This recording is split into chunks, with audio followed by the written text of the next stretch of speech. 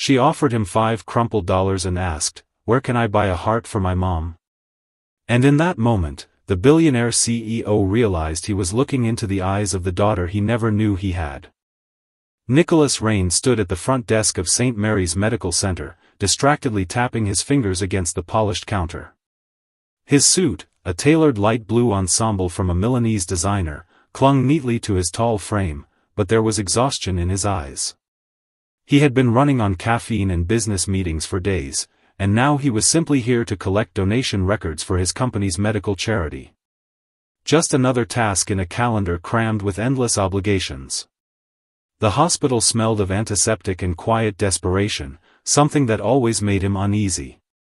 He reached into his inner pocket for his phone, half listening as the receptionist typed on her keyboard. Behind him, children's laughter echoed faintly from the pediatric wing, followed by the beeping of machines from the ICU. It was then that he felt a tug, small, almost hesitant, on the sleeve of his jacket. He turned. A little girl stood there, no more than 6 years old, with bright brown eyes and pale blonde hair braided into 2 slightly uneven pigtails. She wore a faded yellow dress, too thin for the air-conditioned hospital, and clutched a crumpled $5 bill tightly in her small hand. Her gaze was direct, innocent yet too serious for someone so young. "Mister," she asked, her voice barely above a whisper, "do you know where I can buy a heart for my mommy?" For a second, Nicholas didn't move. He blinked. The question hit him like a punch in the chest, shattering whatever businesslike armor he had walked in with. He looked down at her again, seeing her properly now, not just a child, but someone desperate, someone who had clearly asked this question before and had not yet found an answer. His voice cracked before he could fully speak, the lump rising in his throat too quickly. He crouched down to her level and rested his hand gently over hers. "I can help," he said. "Can you take me to her?" The girl gave a tiny nod and turned, leading him down the hallway without another word. Nicholas followed, his polished shoes making too much noise against the sterile floor. He didn't know why he was following. He didn't know why he felt so instantly responsible for this child. Maybe it was the way she looked at him, not with pity, but with belief, with hope. They passed through long corridors, past curtained rooms and nurses wheeling 4 poles. She finally stopped in front of a quiet room with dim lighting. A woman lay in the bed, motionless except for the soft rise and fall of her chest. Her skin was pale, lips slightly blue. A heart monitor pulsed steadily beside her, each beep echoing off the walls like a ticking clock. Nicholas stepped inside. The moment he saw her face, his breath caught. It was Emily. His knees went weak, but he held himself upright, gripping the doorframe. She looked different, older, thinner, fragile, but unmistakably her. The woman he had loved 6 years ago. The woman he had let go. He hadn't heard from her since the breakup, hadn't known where she went, what had become of her. Now she lay in a hospital bed, fighting for her life. And standing beside her was a little girl who looked so heartbreakingly familiar. The child turned to him again, her voice now softer than before. "Mommy says not to worry, but I think she's scared." Nicholas felt something inside him collapse. He looked at Emily, then back at the girl. Her face, her eyes, the shape of her mouth, everything in him screamed the truth he hadn't dared consider until now. This was his daughter. Nicholas didn't sleep that night. After leaving the hospital, he had driven aimlessly through the quiet streets of Los Angeles, barely aware of the turns he was taking. The city lights blurred through the windshield, glowing like distant stars behind the thin sheen of tears he refused to let fall. His thoughts raced in loops, about the girl, about Emily, about the 6 years he had spent building his empire while never knowing that somewhere, his child was growing up without him. His hands gripped the steering wheel until his knuckles went white. He couldn't erase the image of Emily's lifeless body from his mind, the thin line of her lips, the oxygen mask, the quiet beeping of the machines trying to keep her alive. She had always been full of life, of ideas, of unrelenting fire. Now she looked like a ghost. At some point in the early hours, he parked in the lot of a 24-hour diner, but couldn't bring himself to go inside. He sat in the car with the engine running, replaying memories like broken reels, Emily in the sunlight of their tiny New York apartment, paint on her hands and music pouring through cheap speakers, Emily standing in the rain, laughing with her arms wide open, Emily looking at him one last time before walking away, her voice shaking as she said she couldn't be a background figure in his ambition-driven life. He had thrown himself into his company after that, burying the pain beneath product launches, board meetings, private jets, and red carpet fundraisers. He'd convinced himself that love was a distraction, that she would be better off without him. And now? Now she was lying in a hospital bed with heart failure, and their daughter, his daughter, was the one asking strangers how to buy a new heart. That morning, Nicholas returned to the hospital wearing yesterday's clothes and a face far older than it had looked the day before. He requested a private conversation with Emily's lead physician, a tall, quietly intense man named Dr. Grant. The two sat down in a consultation room, the fluorescent lighting above them humming faintly. Dr. Grant wasted no time with pleasantries. Emily Murray is in the late stages of heart failure. The damage is extensive. Her heart muscle is deteriorating rapidly, and the medications we've been using are only prolonging the inevitable. Nicholas leaned forward. A transplant? Yes, Dr. Grant nodded grimly, but she's not at the top of the list. She's type O negative. That's rare.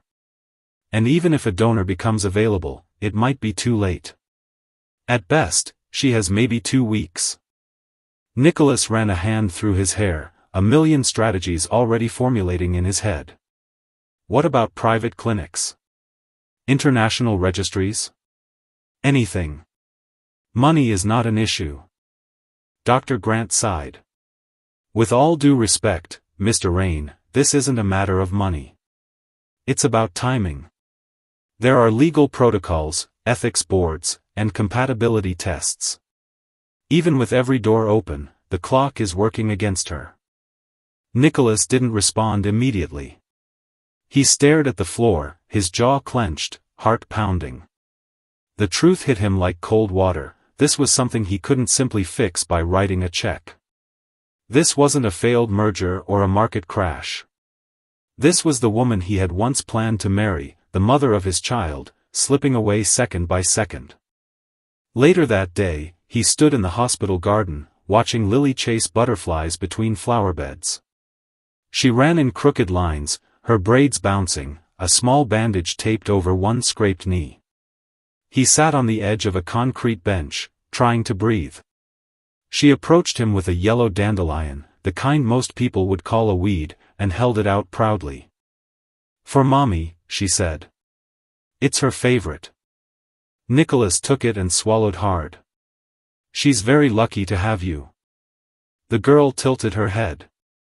"Mommy says you're a nice man. But I think you're sad." He looked at her and gave the faintest smile. "I think you're very smart. Are you gonna help Mommy?" "Yes," he said, without hesitation. "I'm going to try everything." That night, after Lily had gone home with the neighbor who had been watching her during Emily's hospital stay, Nicholas sat by Emily's bedside. She was unconscious, her skin pale against the white pillow. Machines surrounded her, blinking and pulsing and whispering their cold, clinical rhythms. He gently reached for her hand. It was thinner than he remembered, cold despite the warm blanket draped over her. He whispered her name. She didn't respond. He thought of the years wasted, the nights they might have spent together, the birthdays missed, the moments gone forever. He had believed he could control everything. But now, with the weight of the past crushing him and the present slipping through his fingers, he realized something terrifying. He had everything a man could want: money, influence, power. But none of it could turn back time. None of it could undo the choices that had led them here. And none of it could guarantee that Emily would survive. As the room darkened and the hallway lights flickered off for the night, Nicholas sat in silence, holding her hand as if willing life back into her. He wasn't sure when the tears finally came. But when they did, they came quietly, steadily, and without shame. Nicholas arrived at the hospital the next morning wearing a clean shirt and blazer, but he felt no different from the man who had wept beside Emily's hospital bed the night before. His eyes were red-rimmed from lack of sleep, and his stomach churned with a sick mixture of dread and determination. He had spent most of the early hours on video calls with contacts across the globe, surgeons, directors of transplant networks, even politicians. He had money. He had power. And yet, for the first time in years, he felt completely powerless. Emily remained unconscious, her condition stable but critical. The medical team had done everything possible to keep her body functioning while they waited for a miracle. Nicholas stood just outside her room, watching through the glass as a nurse adjusted the monitors and scribbled something in her chart. He hadn't said a word to Emily's daughter since yesterday. Not about the past. Not about the truth. But the longer he remained silent, the heavier that truth became, like a stone in his chest. He found Lily in the small playroom next to the pediatric unit. She was sitting cross-legged on the floor, drawing with broken crayons on a paper napkin. Her face lit up when she saw him enter, and she rushed over, holding up the drawing. It was crude, childlike, 3 stick figures holding hands beneath a sun with a smiley face. One figure had braids. One had a dress. The third, taller one, wore a blue triangle for a tie. Above them, she had written Mommy, me, and you. Nicholas crouched down slowly and took the picture from her. For a moment, he couldn't speak. You drew this? He asked. She nodded and sat down beside him on the floor. I made it for when Mommy wakes up. So she knows we were here together. His voice almost failed him. That's beautiful, Lily. She looked up at him curiously. You know my name. He hesitated, then nodded. Yes, I do.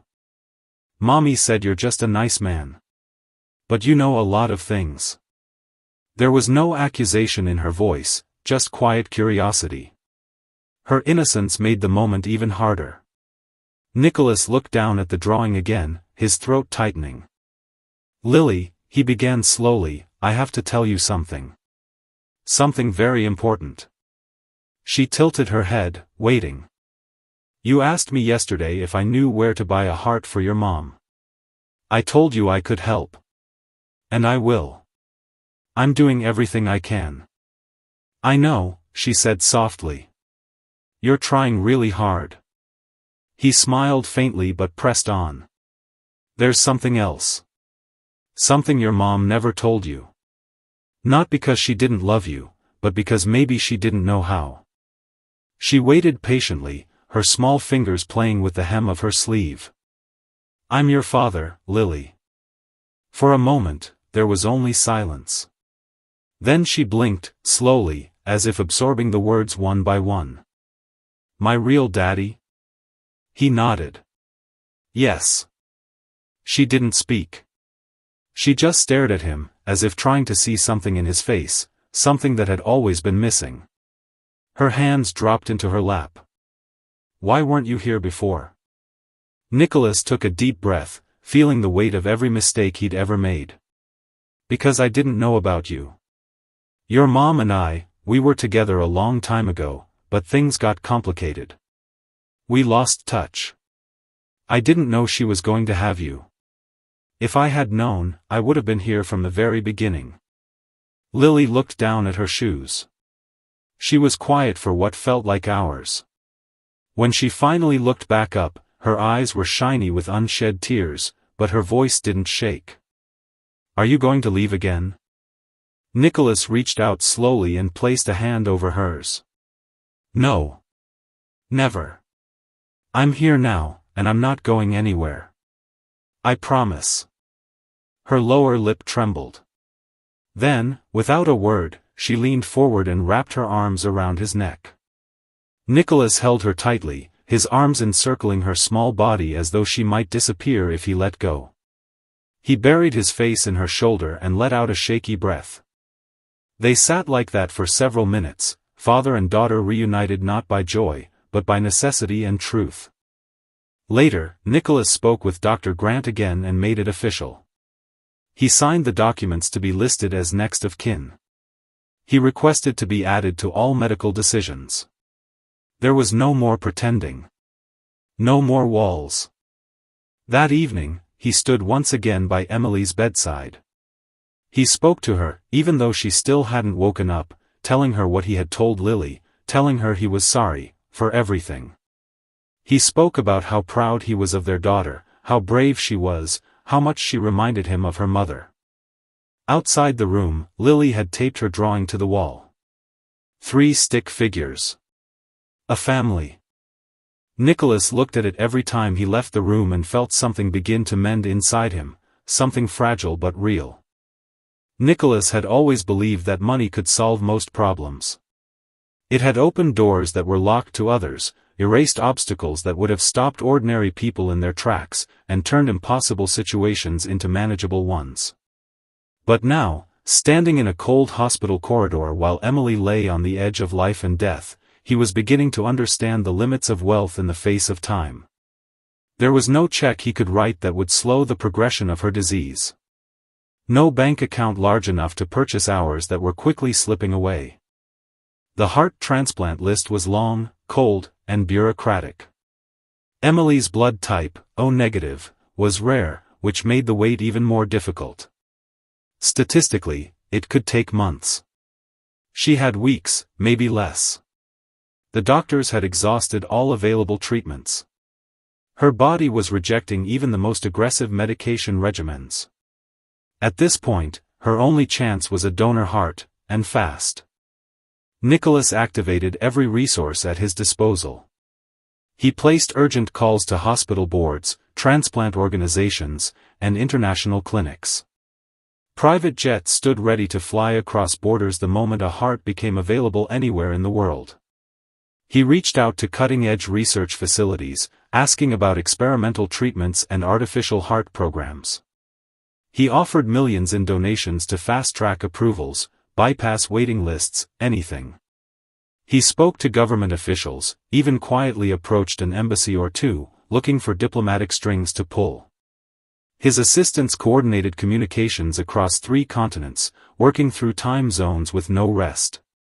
He had never moved this fast, not even during the most high-stakes moments of his business career.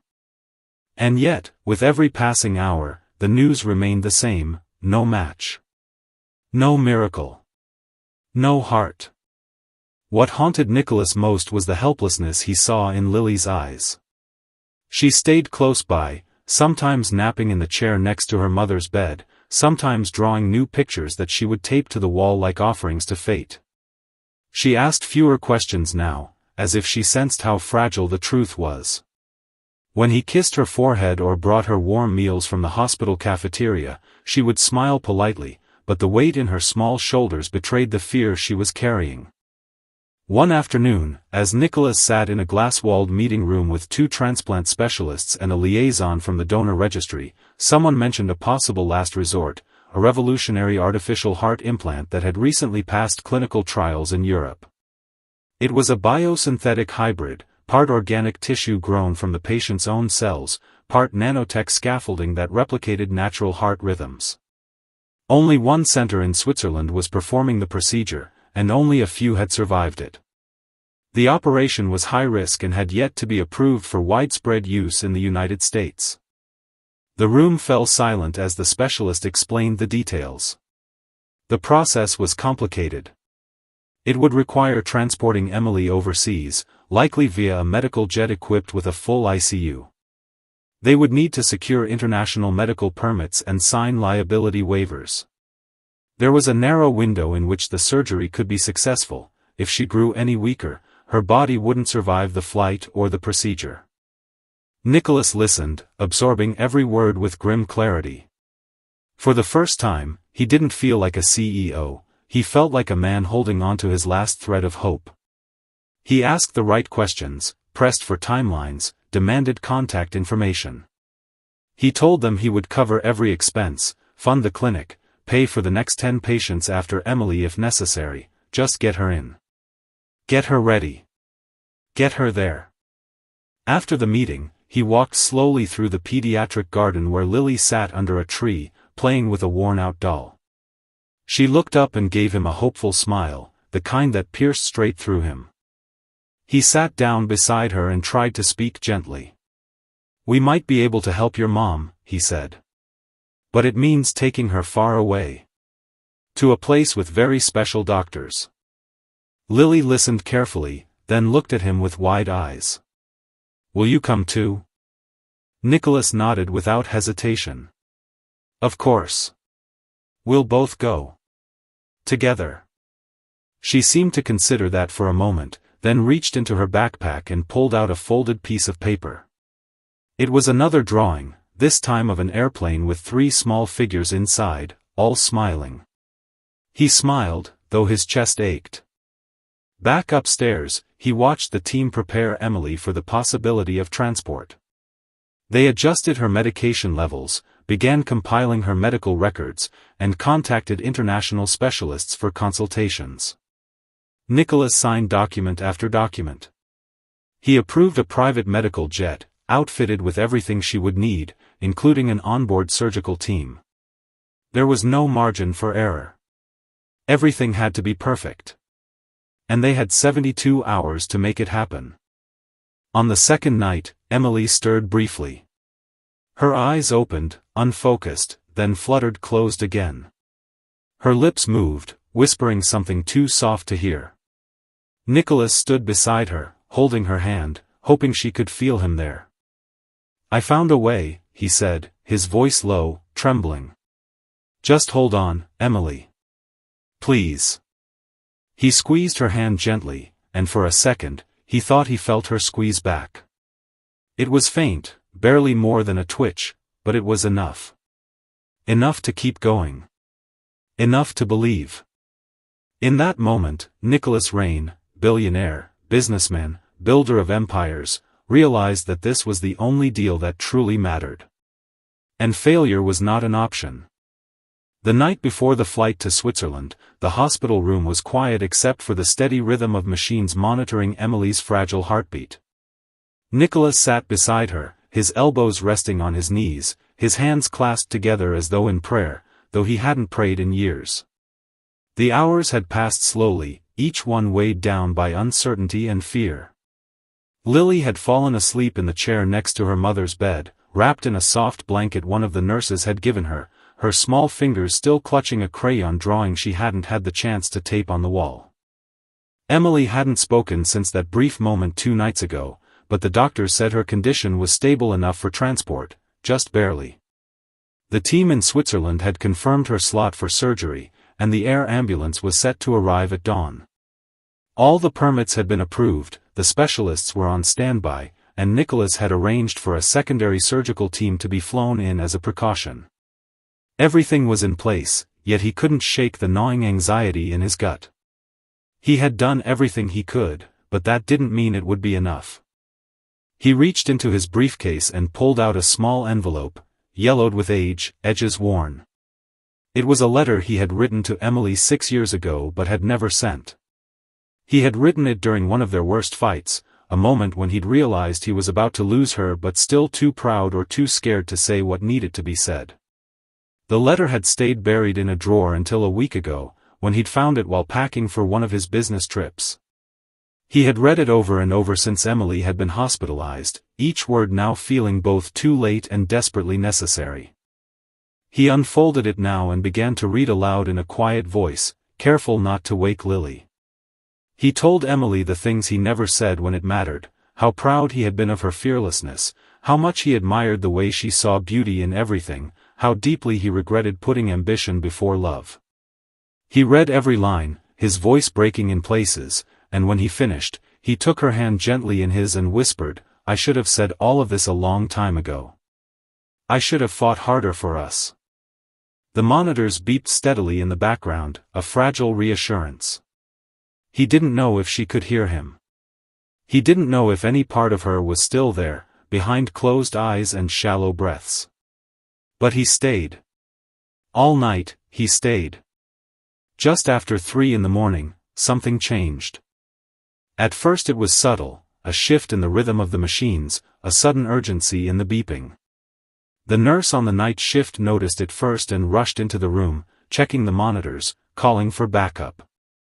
Nicholas stood instantly, his heart lurching as he saw the numbers drop on the screen. One of the alarms began to wail. Emily's heart rate was erratic, her blood pressure plummeting. A code blue was called overhead. The room exploded into motion. Doctors and nurses poured in, working in swift, practiced rhythm. Nicholas was pushed aside as they began chest compressions. One nurse grabbed a crash cart. Another cut open Emily's hospital gown, placing defibrillator pads across her chest. The lead doctor shouted orders, and the whine of the charging defibrillator filled the air. Nicholas stood frozen in the corner, unable to move, unable to breathe. They shocked her once. Her body arched. No response. They shocked her again. Nothing. Her heart had stopped. Lily stirred in the chair, frightened by the noise, and Nicholas rushed to her, pulling her close as she cried into his chest. He buried her face against him so she wouldn't see what was happening, even as he kept his own eyes locked on the bed. He could barely comprehend the chaos unfolding. It felt like the world was cracking open in front of him. 8 minutes passed before they got a pulse. It was weak, inconsistent, but it was there. The team stabilized her as best they could, hooking her up to additional machines, infusing her with medication, adjusting the respirator. Her skin was pale, her lips nearly colorless, but the faint rise and fall of her chest returned. The room gradually emptied, the lead doctor staying behind to brief Nicholas, who was still holding a trembling Lily in his arms. She flatlined, the doctor said quietly. We were close to losing her. Very close. But she's back, for now. We've done everything we can. If we're going to move her, it has to be within the next few hours. No delays. Do you understand?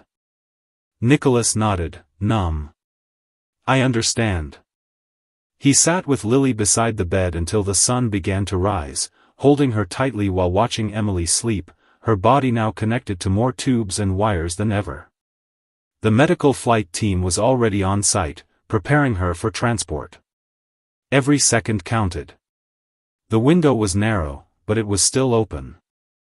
As they loaded her into the specialized ambulance that would take her to the airport, Nicholas followed closely, one hand gripping Lily's, the other resting lightly on the edge of the stretcher.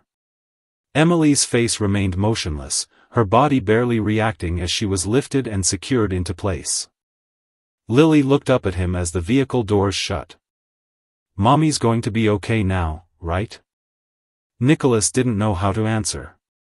But he bent down, kissed her forehead, and whispered, she's going to fight. And so are we. The flight to Switzerland was the longest journey Nicholas had ever taken, not because of distance, but because of the unbearable weight of hope and fear that accompanied every second. The air ambulance was outfitted with the most advanced medical technology available, a fully functional intensive care unit in the sky, yet Nicholas couldn't stop glancing at the monitors, unable to trust even the machines that had kept her alive this far. Emily lay unconscious beneath layers of medical blankets, her face pale and still, her body attached to 4 lines, a ventilator, and constant streams of medication. Every beep, every blink of the monitor felt like a ticking clock, a fragile signal that she was still with them, that there was still something left to save. Lily sat beside him with headphones over her ears, watching cartoons on a tablet. Nicholas had insisted on bringing her despite the risks because leaving her behind had felt wrong. He couldn't bear the thought of Lily waiting in some unfamiliar house, wondering whether her mother was alive. The flight crew had prepared a seat for her with soft pillows and toys, but she barely touched them. She just held Nicholas's hand in silence most of the flight, sensing, perhaps, that this was not an ordinary trip. Her strength humbled him more than anything he had experienced in boardrooms or billion-dollar negotiations. Upon landing, they were met by a medical team from the Zurich Biomedical Institute, led by Dr. Matthias Engel, a specialist in artificial cardiac technology and the surgeon who would perform the operation. He was calm, sharply professional, and moved with a precision that gave Nicholas a sliver of comfort. As Emily was rushed into the hospital through a secured route, Nicholas followed closely behind with Lily, barely pausing to take in the state-of-the-art facility around him. Everything was white, quiet, and cold in its perfection, like walking into the future. They were placed in a private waiting suite with a view of the nearby mountains, but neither of them noticed. The next hours were a blur of medical preparations, last-minute tests, and critical discussions. Emily's vitals were on the edge of acceptable for surgery. The cardiac arrest she'd experienced just before departure had made the procedure even more dangerous. Dr. Engel did not sugarcoat the risks. The artificial heart was still in experimental stages, and while it had worked in 5 patients so far, 2 had suffered major complications. No one with a preoperative arrest had undergone it yet. This would be a first. Nicholas signed every waiver, every release form, without hesitation. He had made his decision the moment he learned there was a chance to save her. He would rather try and fail than sit in a luxury suite surrounded by missed opportunities and regret. When the surgical team took Emily into the operating theater, Nicholas sat in the hallway with Lily beside him. She didn't cry. Instead, she quietly pulled something from her backpack, a letter she had written on the plane. The paper was crinkled, her handwriting uneven. It said, simply, "Dear Mommy, I love you. Please come back to me and Daddy. I want to see you smile again. Love, Lily." She handed it to Nicholas and whispered, "Can you give it to her when she wakes up?" He took it, carefully folding it and placing it into the breast pocket of his shirt, right over his heart. "I will," he said. First thing. The surgery lasted more than 19 hours. Nicholas didn't sleep, didn't eat. Every hour, a nurse came to update him with cautious optimism, but nothing ever felt certain. Lily slept curled against him on the sofa, and he sat completely still, afraid that any motion might disrupt the balance of whatever fate was unfolding behind those doors. At some point during the early morning hours, Dr. Engel finally appeared. His surgical gown was removed, replaced by a dark blazer. He looked tired, but he was smiling, not with relief, but with quiet satisfaction. Nicholas stood before he could say anything. "She made it through the surgery," the doctor said. "The artificial heart is functioning as expected. We'll monitor her closely over the next few days, but she's alive." Nicholas didn't speak. For a few seconds, he couldn't. His legs nearly gave out beneath him as the storm inside him, one he had held back for days, finally began to calm. He sat down, put his hands over his face, and breathed for what felt like the first time since this ordeal began. Later, when they were allowed into the recovery room, Emily lay connected to even more machines, but her new heart beat with a steady rhythm, a soft, strong signal of what might finally be possible. Nicholas brought Lily to her bedside, and the little girl placed her drawing beside the bed without saying a word. Then she looked up at Nicholas. "She's not smiling yet," she said. "She will," Nicholas replied, gently brushing a strand of hair away from Emily's forehead. "She just needs time." Lily nodded, her small hand resting on the edge of the blanket. Nicholas sat beside her, watching the steady rise and fall of Emily's chest, feeling that for the first time in years, the world had stopped pulling him away from what truly mattered. The mountain sunrise filtered through the window behind them, painting the walls in gold and pale pink. It felt like the beginning of something they had once lost and were just now finding again. The first 72 hours after the operation were the most critical, and they passed like an endless fog of worry, whispered updates, and silent prayers. Emily remained unconscious for the first day, her body adjusting to the foreign rhythm of the artificial heart beating steadily within her chest. Doctors came and went, quietly checking machines, reviewing charts, speaking to each other in hushed tones that only increased Nicholas's anxiety. He refused to leave the hospital, choosing instead to stay in the small room adjacent to the ICU where Lily and he had been given cots. The walls were white and cold, the air too clean, and time moved without mercy. On the second day, Emily stirred. It was subtle at first, a twitch in her fingers, a shift in her breathing, but Nicholas noticed it immediately. He stood so abruptly from the chair that he nearly knocked it over. When her eyelids fluttered and finally lifted, revealing the familiar shade of deep hazel beneath them, he felt something break wide open in his chest. She blinked slowly, confused, her lips moving as she tried to form words. He leaned in, gently taking her hand. "You're safe," he said, barely able to keep his voice steady. "You're here, and you made it." Her eyes filled with tears before she could even respond, but her fingers tightened around his. It was weak, trembling, but it was real. A nurse quickly entered the room as the monitors detected her change in vitals, and within seconds the space filled with cautious energy as the medical team confirmed she was responsive and stable. Dr. Engel arrived minutes later and gave a rare, genuine smile. "It's early," he said to Nicholas, "but this is what we hoped for. She's strong." Emily was too weak to speak much that day, but her eyes did all the talking. When she saw Lily enter the room, her tears returned in full. The little girl ran to her side carefully, hugging her as best she could with the tubes and wires still in place. Emily whispered her name over and over again, as though simply repeating it could anchor her back to life. Nicholas didn't try to explain everything right away. Instead, he focused on being present. He helped her sip water, sat with her through every test, and made sure Lily was cared for and not overwhelmed. When the doctors confirmed that Emily was strong enough to be moved to a private recovery room, Nicholas personally oversaw the transition, ensuring every detail, from the temperature to the sunlight exposure, was perfect. Over the next few days, Emily regained more strength. Her speech returned slowly, and though her body was still frail, her spirit was unmistakably intact.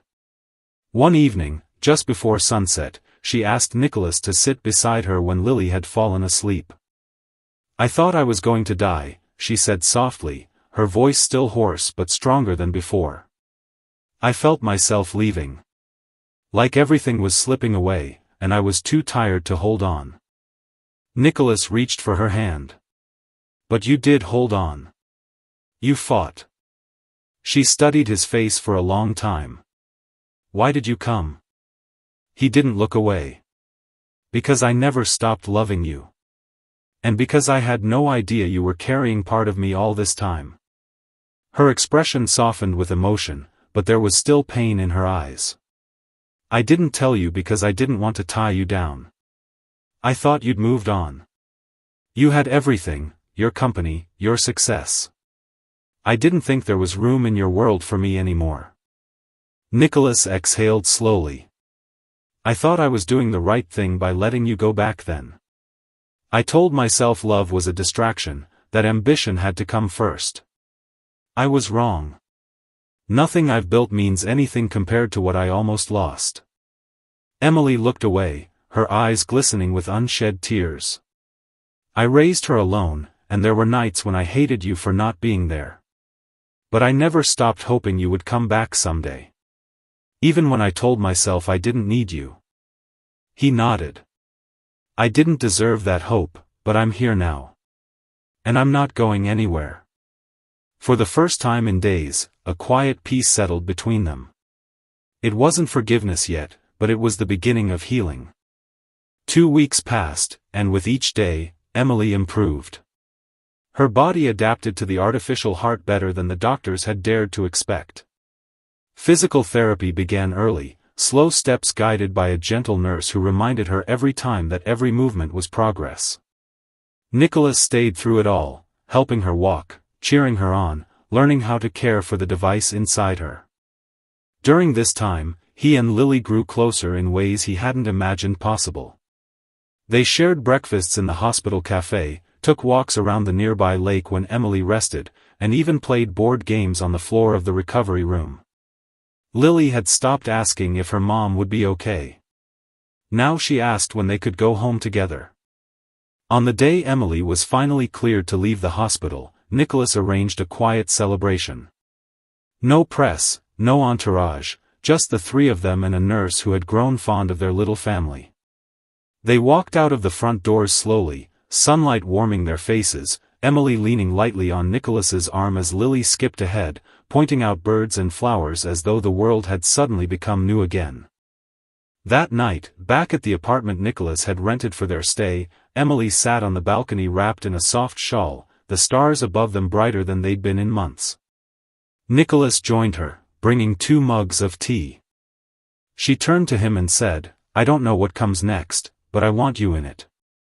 And with that, the last wall between them came down, not because everything had been healed, but because everything that mattered had finally been spoken. 6 months passed, and life slowly began to resemble something whole again. The recovery wasn't quick or easy, but it was real. Emily adjusted to her new reality with a quiet resilience that reminded Nicholas of the woman he had fallen in love with years ago. There were difficult days, moments of pain and exhaustion, times when fear returned like a shadow behind her eyes, but each time, she faced it with grace. Physical therapy became a part of her daily life, and with time, her strength returned. The artificial heart, this quiet, tireless machine, beat inside her not just as a symbol of survival, but of second chances. They returned to Los Angeles in early spring. Nicholas had found them a quiet house in the hills, not far from the city, surrounded by trees and sunlight. It wasn't grand or showy like the penthouses he used to occupy, but it was warm, open, and real. He had left much of his company in the hands of a trusted executive team, stepping back from the endless demands of corporate life to focus on the family he had once unknowingly abandoned. For the first time in his adult life, his phone no longer dictated his every move. He had something far more important to protect now. Lily thrived. School became her new adventure, and she adjusted to the idea of having both a mom and a dad with a kind of natural acceptance only children possess. She drew pictures almost every day, and they now covered the refrigerator, the hallway walls, and even the side of the bookshelf.